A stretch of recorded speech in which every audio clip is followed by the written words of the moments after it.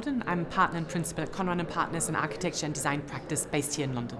Branded residence is a very interesting field, and for us, being between hospitality and residential design, in a way it plays to the strengths that we have in both sectors. Because obviously, when you're dealing with a hotel brand doing branded residences, the brand is very strong. It's usually serviced to a certain degree, so it's much more part of the hotel, and often actually becomes part of the hotel inventory as well as being a residence, obviously. If it is branded to, say, a fashion brand, or we've seen quite a lot of those on the market, then it becomes a slightly different thing, because people buy into the brand, but they buy into the brand more on a kind of lifestyle basis, and they're probably looking for something slightly different within that. And it probably is less kind of focused on being part of a hotel inventory, be less focused on someone else maybe using it. It's really more of a kind of a home, if you like. I mean, for us as designers, it's really important to get very clear briefing and guidance from the client on all of that. So if they are aiming at people purchasing, the design is also slightly different, because it's more likely that people purchasing as a home, it's more likely that people may want to tweak a little bit more. They might want to kind of change, they might want to make it more of their own.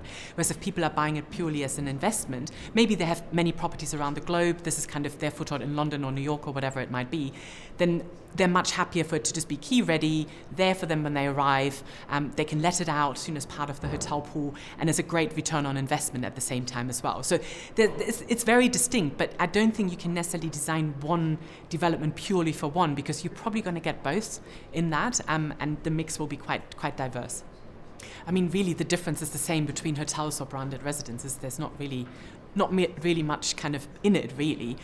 It's obviously about materiality, it's about services that you offer, and I think that's quite an interesting one with residences. Do you have a fully fledged clubhouse? Do you have a spa and a gym and all of those kind of things, which typically with the high-end properties you would get. When you're looking at more mid-market, what other facilities that are being offered, and actually you're then in competition against what here in the UK we call BTR, which is build to rent, which is actually quite a kind of similar product. It may not have the brand on top of it, but we work on a number of schemes like that obviously have beautiful homes, but they have a fantastic clubhouse, and that's obviously what that mid-level would be competing against. So I think it's a really interesting playing field, and it's one that we're seeing evolving, and I think the mid-market is only just coming in, so it's been more of a kind of luxury playing field, really. So when you look at the brands also that were coming into it, so it's going to be interesting to see how that pans out. Well, I mean, any event where people from the industry come together is interesting for us, because we see who our peers are, we get to talk to them, we see them on stage, we hear opinions, but really it's all about networking. It's about meeting people, it's about making the connections, and about meeting new clients, new collaborators, and just seeing what the lay of the land is at the moment.